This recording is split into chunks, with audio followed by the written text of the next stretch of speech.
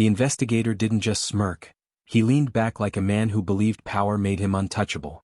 "Your daughter wanted this," he said casually. "She shaved her head because it's fashion. The case is closed, and one of the boys is the captain's son." In that moment I felt something colder than anger. Something trained. Something disciplined. My name is Evan Carlisle. I'm 52 years old, retired U.S. Special Forces reconnaissance commander, now living a quiet civilian life in a small coastal town. I thought my battles were behind me. I was wrong. My daughter Maya came home 3 nights ago silent, eyes empty, scalp raw and exposed. She said nothing, but her body spoke louder than any words. She hid in her room, lights off, refusing to look at herself in the mirror. The next morning, a video arrived on my phone. A group of wealthy boys laughing, circling her, taunting her, chanting, "Watch how we have fun with your bald girl. Stay quiet, old man, or we'll come for you." They thought fear would paralyze me. They misread me completely. I didn't call a lawyer. Not yet. I didn't storm the school. I didn't threaten anyone.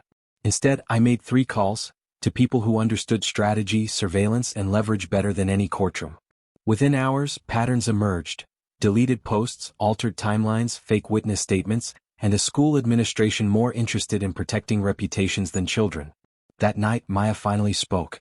"Dad, are they going to get away with this?" I placed my hand on hers. "No," I said quietly. "They just don't know how badly they've miscalculated." Outside, rain hit the windows like a countdown, and I began my plan. The first thing they forgot is that I was trained to disappear. The second? That I was also trained to make other people reappear, on paper, on record, in ways they never intended. By noon the next day, I had surveillance footage from the hospital's west corridor, showing 3 of the boys walking out of Maya's room laughing. No nurses saw them go in. But they were there. I sent the video to my former team. No words. Just the clip. By evening they had names, addresses, family connections, and more disturbing details. One boy's father owned half the board. Another had sealed juvenile records. The third? His uncle was the chief of police. That explained the investigator's smirk. But this wasn't about violence. I wasn't going to lay a hand on them. I was going to do something worse. One of my men, Jenkins, now worked cybersecurity for a major private school network. He pulled archived data the district thought was erased. Search history. Group chats. Deleted TikToks. They told a story the school had tried to bury. I created a digital timeline. Every post. Every message. Every policy violation. Then I prepared 3 envelopes. Each with full evidence. One for the Department of Education. One for the State Licensing Board. And one, my favorite, for a local journalist who owed me a favor. But I didn't send them yet. I wanted them to feel safe first. I wanted them to gloat. Because when the fall begins from arrogance, it hits harder. I waited 5 days. Long enough for Maya to stop flinching when her phone buzzed. Long enough for the boys to start posting again. Their usual private stories, group chats, and ego-laced locker room comments. They were braver behind screens. They always are. Then came the mistake I was counting on. A new video. This one never made it to public social media. It was sent directly to Maya's old account. They didn't know I'd taken control of it. In the video, 2 boys were wearing ski masks, but their voices were clear as day. One held a clump of brown hair in his fist. The other said, "Tell your daddy to back off, or this time we'll do more than shave her."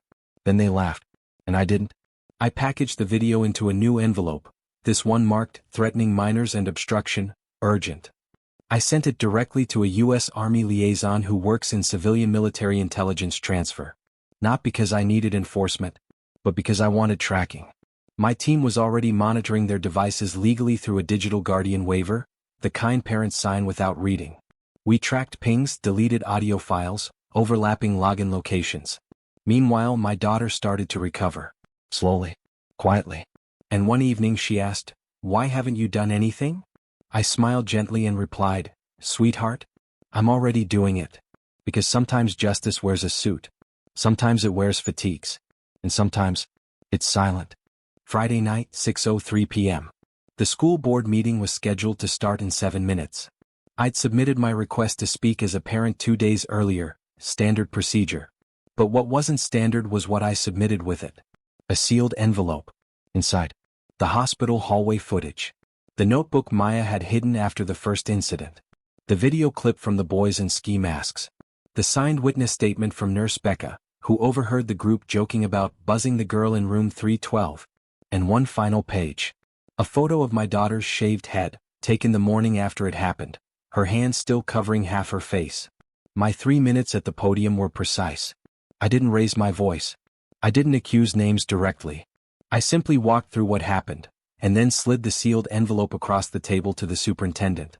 I've also CC'd the Department of Education, 3 journalists, and an investigator who works with minors in crisis response, I said. This is your chance to get ahead of this, or be swallowed by it.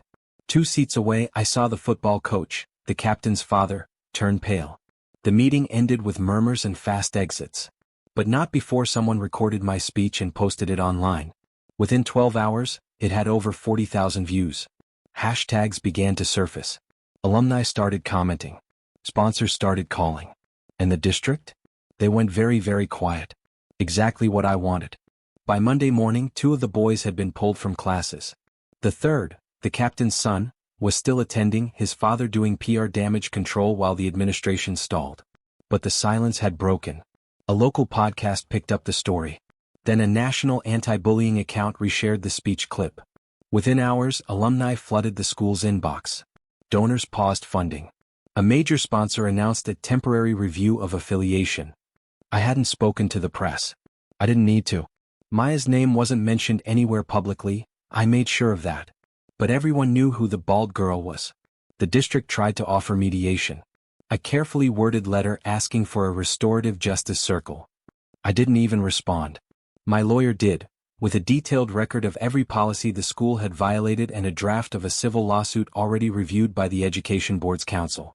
Meanwhile, I handed the digital timeline to a former teammate now working internal affairs for the county. Not just about the kids, but about their parents. One was funneling district contracts to his own company. Another had attempted to interfere with a police report last year. It wasn't just about Maya anymore. This was a system that protected the sons of power and buried everyone else. And now, that system was cracking from the inside. The real fallout hadn't even begun. I was still holding back the one card no one had seen. But when I played it, none of them would be able to hide behind a school badge again. 2 years ago, the school installed a new security system, top-of-the-line cameras with cloud backups. A few months later, they quietly downgraded. Budget reasons, they said. The old footage? Supposedly wiped. But my team had a friend inside the vendor company. Turns out the footage was only archived, not erased. What we pulled shocked even me. One clip showed 2 boys dragging a girl backward into an empty locker room hallway. Maya's hoodie visible, her face blurred by motion, but unmistakable to a father.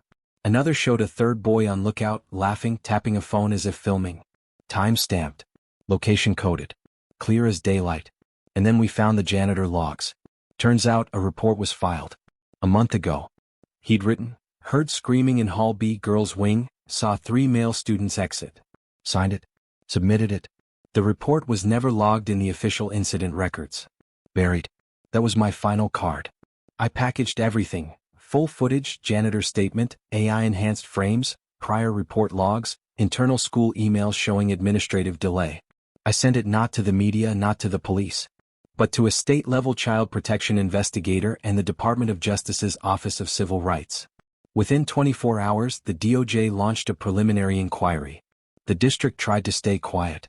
But silence doesn't survive sunlight. And I was just getting started with the floodlights. It started quietly.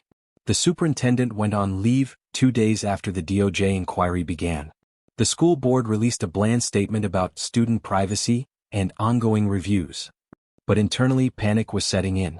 One of my contacts forwarded me an email thread, leaked from a nervous admin assistant. It showed school lawyers scrambling, trying to pre-negotiate settlements.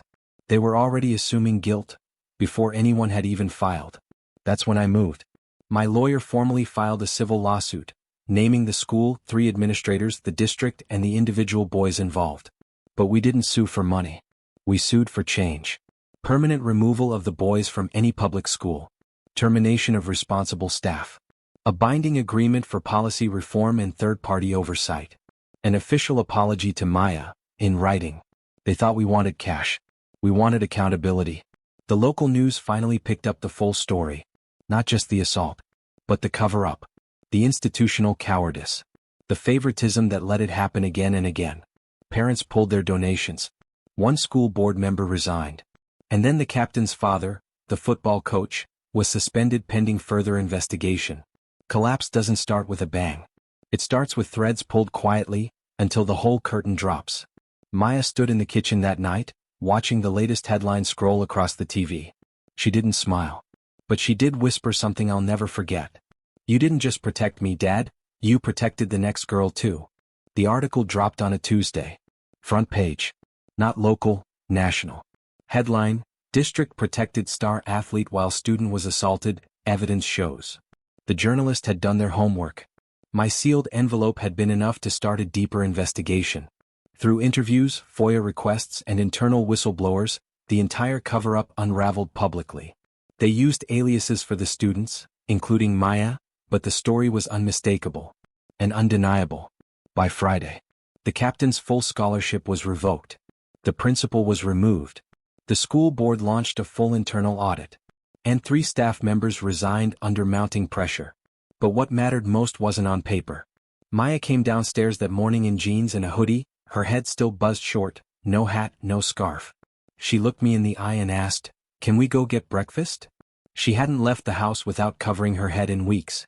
I just nodded. "Anywhere you want." We sat in a quiet corner diner. The waitress recognized her. So did a couple at the next table. No one said a word. But they smiled. Respect. Not pity. Later that evening I walked out to the porch, coffee in hand. The air was calm. The noise was gone. And I remembered what Mr. Langley, the old man from the hospital, had whispered before he passed. "There's more than one way to win a war, son.